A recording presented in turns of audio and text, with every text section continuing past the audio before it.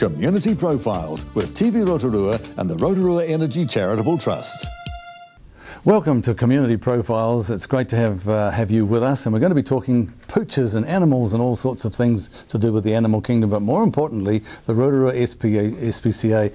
Warm welcome to the chairman of the Rotorua branch, of course, Debbie Vandenbroek. Hello. You guys do wonderful work, and in the time we've got on Community Profiles, we want to find out exactly what you do so people can get a better picture. I guess it's fair to say too that we think of SPCA, but often we forget about what those letters stand for, the Society for the Prevention of Cruelty to Animals.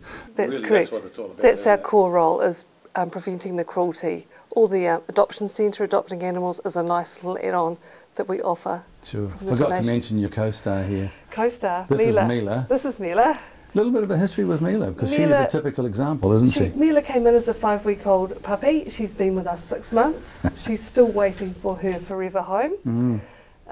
But she'll be with us until she finds that home. Lovely nature too, isn't she? She's lovely nature. She knows how to sit and lie down. Now starting to relax. Absolutely. As again as said in the intro, we really appreciate what you guys do, but it's very, very wide and very broad in terms of the time we've got. We can't cover everything, but No. I know obviously your funding situation, you're always looking for funding and opportunities to fund, always looking for volunteers and so on, but tell us a little bit what you do here in Rotorua as a branch. What we do, we have a shelter which holds, at the moment, I think there's 24 dogs, and it can hold up to 80 cats. We have kittens. We provide a place where people who can't look after their animals anymore can bring them in, and we'll try and rehome them, help people de-sex their cats if they can't afford to. And we're just starting to do the de-sexing of dogs for people that can't afford to de-sex their dogs. That's pretty important, isn't it? I know you're very keen over the last year or so. You've promoted that quite heavily. It's made a huge difference. We used to just take mother cats and their kittens. Now we go out and actively de-sex cats. This year we have had, we've de-sexed 800 cats, and we have 30% less euthanasias than the year before. Great. It's a great percentage, isn't it? A shortage of kittens, and you have to be on a waiting list now if you want a kitten. So we're going to try and do the same with dogs.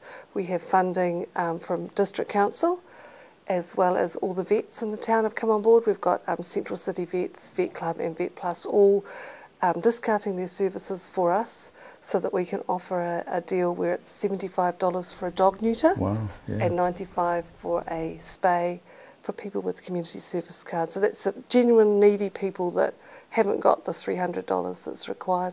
Let me ask you too, Debbie, are we as members of the public aware enough of how to look after animals if we have them? We've got Christmas coming up, of course, and great idea, we'll give our children a puppy and all that sort of stuff, but there's a lot more to it before we venture into that.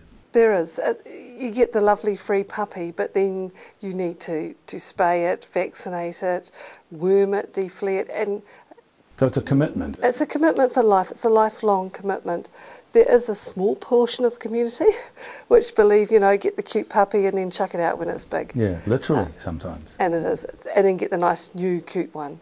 So it's a very disposable society for a small portion of us. Which is why your work is so valuable, obviously. Now, it is.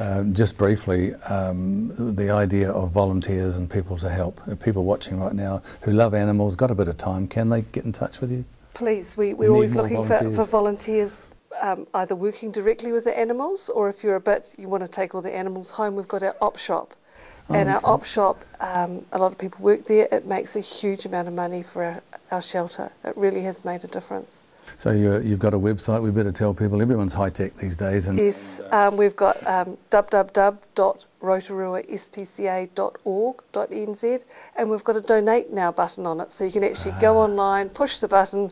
We'll vacuum your credit card dry, and it actually does go to the animals. It's not lost in office expenses. This vicinity too. Only Rotorua. Very important. Appreciate the work you do, and thank you. Got to say, just as we often do, just keep up the good work, and hopefully people, you might get a few phone calls. And yeah, we want Mila to have a nice home. Absolutely, and she's been very, very well behaved as well. Thank you, Mila, for joining us, and thank you for joining us here on Community Profiles. I'm Wayne Douglas, and we'll see you next time.